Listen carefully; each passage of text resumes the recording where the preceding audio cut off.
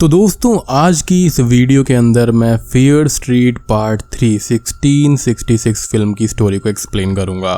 इससे पहले मैंने फियर स्ट्रीट पार्ट 1 को एक्सप्लेन कर दिया है एंड उसके बाद में हुआ ये कि मैंने वैक्सीन लगवा ली थी जिसके कारण से मुझे फीवर हो गया था, तो मैं उस फिल्म पर काम ही नहीं कर पाया। हालांकि मेरे पास उसकी स्क्रिप्ट तो रेडी है बट मैं उस फिल्म को इसलिए एक्सप्लेन नहीं कर रहा हूँ बिकॉज ऑलरेडी बहुत सारे लोगों ने उसको एक्सप्लेन कर दिया है। YouTube is flooded with part 2 explanation। तो आप जाकर देख सकते हैं, मैं यहाँ पर डायरेक्टली पार्ट 3 को एक्सप्लेन करता हूँ।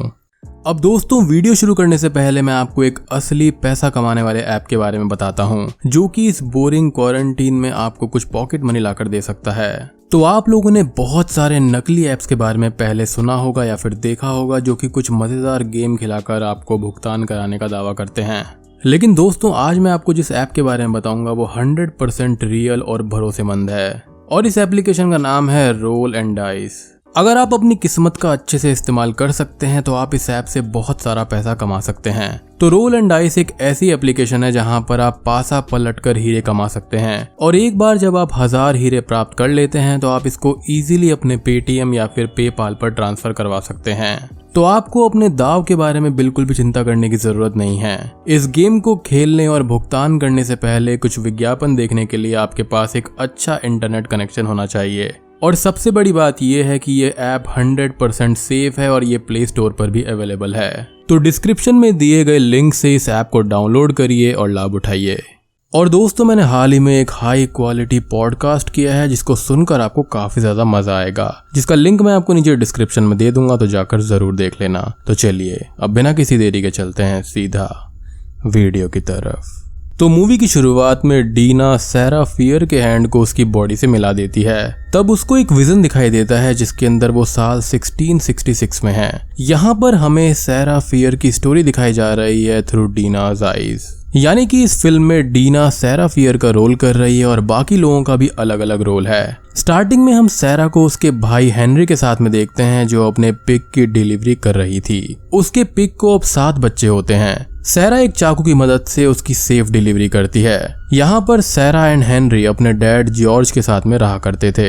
जॉर्ज यहाँ पर सैरा की शादी सोलोमन गुड नाम के एक आदमी के साथ में करवाना चाहता था जो कि सैरा को बिल्कुल भी पसंद नहीं आता बिकॉज उसकी ऑलरेडी पहले बीवी बच्चा रह चुके थे। वो सोलोमन को सिर्फ अपना एक अच्छा दोस्त माना करती थी और यहाँ पर सोलोमन गुड का रोल ऑफिसर ने गुड कर रहा है। ये लोग जिस विलेज में रह रहे थे उसे यूनियन कहते थे। ये शेडी साइड एंड सनीवेल बनने से पहले का टाइम है। यहाँ पर सैरा के दोस्त थे Lizzie, Isaac, Abigail and Abigail की सिस्टर कॉन्स्टेंस। इस टाउन के पेस्टर का नाम साइरस मिलर था और उसकी बेटी थी हैना। और यहाँ पर भी सैम और डीना की तरह ही सैरा एंड हैना दोनों लव में थे, बट उस जमाने में होमोसेक्सुअलिटी को पाप माना जाता था, इसलिए ये दोनों अक्सर छुप छुप कर मिलते थे। विलेज में अब हम थॉमस नाम के एक बदनाम लड़के को देखते हैं जिसकी नजर सैरा पर थी। अब वो उसे हैरेस करने लगता है एंड ये सभी किड्स पहली 2 फिल्म के ही कैरेक्टर्स हैं जो कि अलग अलग रोल प्ले कर रहे हैं। आज रात फुल मून की रात थी और ये बच्चे पार्टी करने का प्लान बना रहे थे। अब इस टाउन के पास ही एक जंगल था जहाँ पर एक ओल्ड विडो रहती थी जिसे विलेजर्स ने विच कहकर बहिष्कार कर दिया था। उसके पास में बेरी फ्रूट्स थे जिसे खाने से नशा होता था जो कि इन बच्चों के लिए ड्रग्स का काम करता पार्टी में। खैर शाम को अब सैरा, लिजी एंड हैना उस विंडो के घर से उन बेरीज को चुराने जाते हैं। उस घर में डेविल वर्शिपिंग के सैटेनिक रिचुअल्स के कई सारे आइटम्स एंड एक ओल्ड किताब भी थी जिसके अंदर डेविल के साथ में डील करने के तरीके थे, उसके फायदे एंड डेंजर्स के बारे में लिखा हुआ था। सैरा इस चीज को पढ़ी रही होती है कि तभी विडो मैरी आकर उसे रोक लेती है और डांटती भी है। यहाँ पर नर्स लेन विडो का रोल अदा कर रही है। इसी बीच लिजी ने फ्रूट्स को चुरा भी लिया था, इसलिए तीनों वहां से भाग जाते हैं। लेटर पार्टी करने आए सभी किड्स को लिजी बेरी देती है, सभी एंजॉय करने लगते हैं। यहाँ केलेब नाम का एक लड़का हैना पर एडवांसेस करने लगता है जिसे सैरा आकर रोकती है। सबके सामने उसकी इंसल्ट भी कर देती है। आगे सैरा एंड हैना दोनों वुड्स में जाते हैं और अपनी फीलिंग्स को शेयर करने लगते हैं। वो दोनों किस भी करते हैं इन दोनों को, लेकिन तभी वुड्स में कोई देख लेता है जिससे हैना डर जाती है। सैरा हैना को समझाकर उसे घर छोड़ने करने जाती है जहाँ पर इनकी बात थॉमस सुन लेता है। अब अगली सुबह सैरा का पालतू कुत्ता मैरी बॉय मिसिंग था और पेस्टर साइरस मिलर भी पोजेशन में चले गए थे। हैना सैरा को अपने घर बुलाकर बाइबल दिखाते हुए ये कहती है कि कल रात जो कुछ हुआ वो पाप है जिसकी सजा अब मेरे डैड को मिली है। वो अब ना चाहते हुए भी सैरा से ब्रेकअप करने जाती है और उतने में ही हैना की मॉम भी वहाँ पर आ जाती है। वो सैरा को धक्के मारकर घर से बाहर भेज देती है। थॉमस ने सबको बता दिया था कि वो दोनों ही कल इंटीमेट हुए थे। अब विलेजर्स भी सैरा को पापी की दृष्टि से देख रहे थे एज वो जमाना काफी ज्यादा अलग था एंड उनका बिहेवियर भी वैसा ही था। घर पर जॉर्ज भी सैरा को डांटता है। अब यहाँ पर हम देखते हैं कि सैरा के घर में रखा हुआ सारा खाना सड़ चुका था। उनके पिग ने अपने ही बच्चों को खा लिया था, यानी कि विलेज के अंदर पैरानॉर्मल घटनाएं होने लगी थी। यहाँ तक कि सबका खाना सड़ने लगा था। डॉग मैरी बॉय की बॉडी को विलेजर्स कुएं से निकालते हैं, मतलब कि पानी भी अब दूषित था। विलेजर्स को ये लगने लगता है कि ये शैतान का काम है और विलेज में से ही किसी ने डेविल को वहां पर बुलाया है। किसी ने पाप किया है इसलिए डेविल वहां पर आ गया है। लेटर ऑन सोलोमन सैरा से मिलने उसके घर पर आता है जहां पर सैरा उसे अपनी सेक्सुअलिटी के बारे में बताती है। अब सैरा को भी यहाँ पर ये लगने लगता है कि कल रात वुड्स के अंदर डेविल था जो उसे एंड हैना को देख रहा था, लेकिन सोलोमन इसे रबिश कहकर इग्नोर करने के लिए कहता है। तभी इनको लोगों की चीखने की आवाज सुनाई देती है। अब सोलोमन जाकर देखता है तो पजेस हुए पेस्टर मिलर ने अपने आप को मीटिंग हाउस में लॉक कर लिया था। उसके साथ बाहर बच्चे भी थे including Henry and Constance. Pasteur ने सभी बच्चों पर हमला करके उनकी आंखों को निकाल दिया था। लेटर ऑन वो उन्हें मारने ही वाला था कि तभी सोलोमन अंदर जाकर पेस्टर को ही मार देता है, बट अनफॉर्चुनेटली कोई भी बच्चा नहीं बच पाता। सब के सब मारे जाते हैं एंड ये मीटिंग हॉल पार्ट 2 के मैस हॉल वाली प्लेस पर था। अब रात में सभी विलेजर्स मीटिंग हाउस में एक सभा रखते हैं। अपने गांव से डेविल को निकालने के बारे में डिस्कशन करने लगते हैं। कोई ये कहता है कि ये विच क्राफ्ट है, कोई कहता है कि ये सिर्फ हमारे विलेज को ही इफेक्ट कर रहा है, पड़ोसी विलेज में इसका कोई भी इफेक्ट नहीं है। यहाँ हम सोलोमन के भाई एलाइजा को भी देखते हैं जो कि लोगों को लीड कर रहा था। सोलोमन सबको समझाने की कोशिश करता है बट लोग सुनने के मूड में ही नहीं थे। उन्हें डेविल चाहिए ही चाहिए था। इसका फायदा उठाकर केलब सबसे झूठ बोलता है कि हैना ही विच है और वो और सैरा फियर दोनों एक साथ नेकेड थे। दोनों ने पाप किया है इसलिए डेविल विलेज में आ गया है। लोग यहाँ पर इन दोनों गर्ल्स को ही विच मान लेते हैं एज वो भड़के हुए थे एंड लॉजिक उनके दिमाग में जा नहीं रहा था। लोग दोनों गर्ल्स को पकड़कर फांसी देने का डिसीजन ले लेते हैं। वो उन्हें ढूंढने लगते हैं एंड पहले वो सैरा के डैड जॉर्ज को मारते हैं। हैना की मॉम हैना को पकड़वा देती है।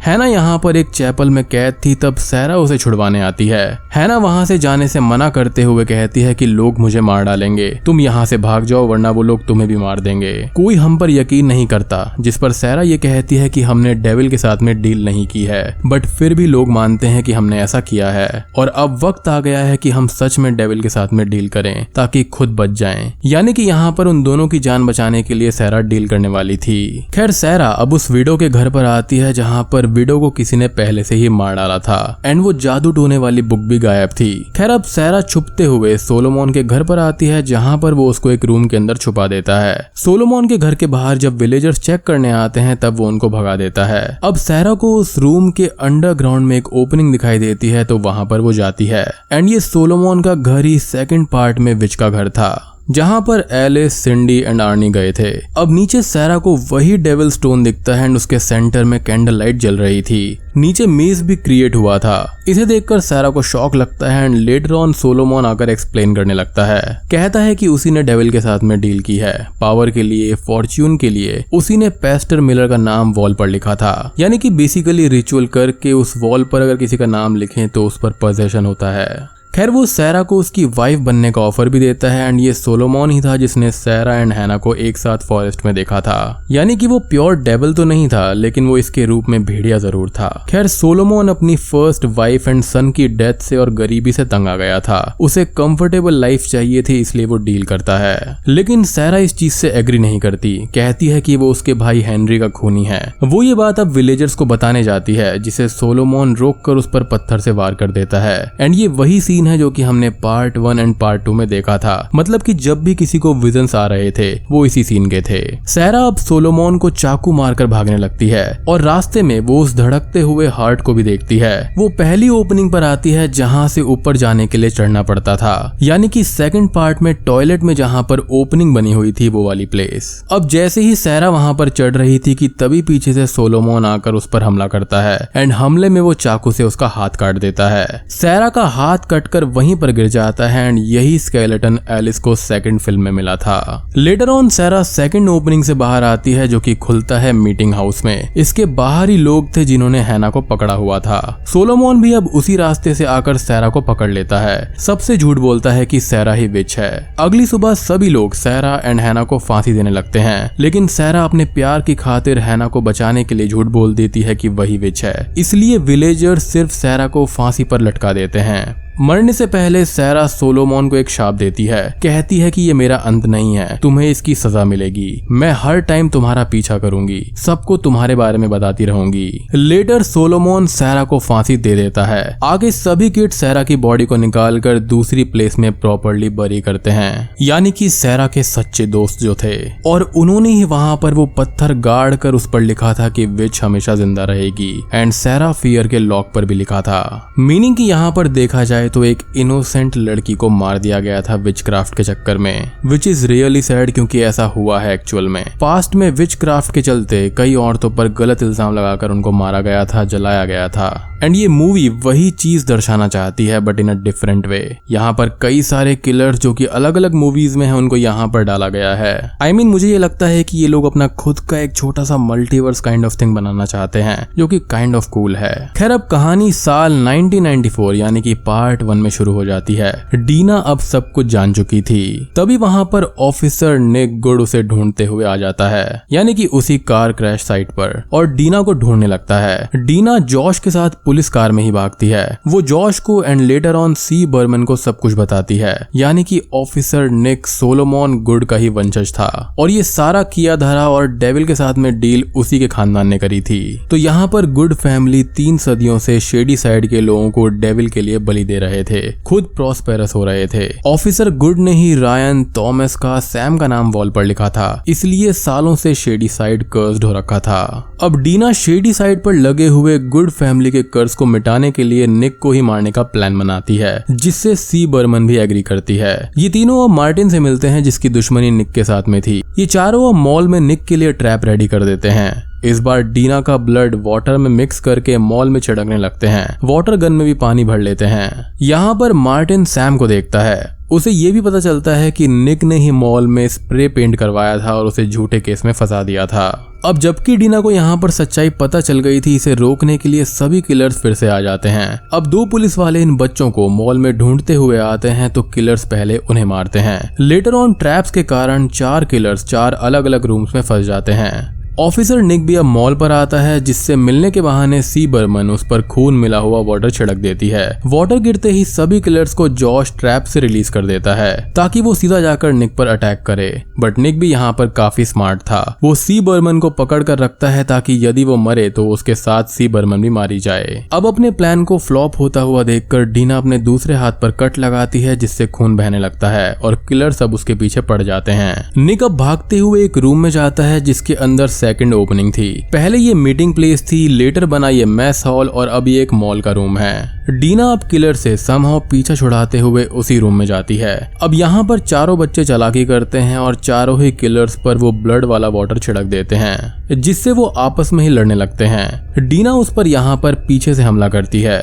दोनों में काफी ज्यादा फाइट भी होती है।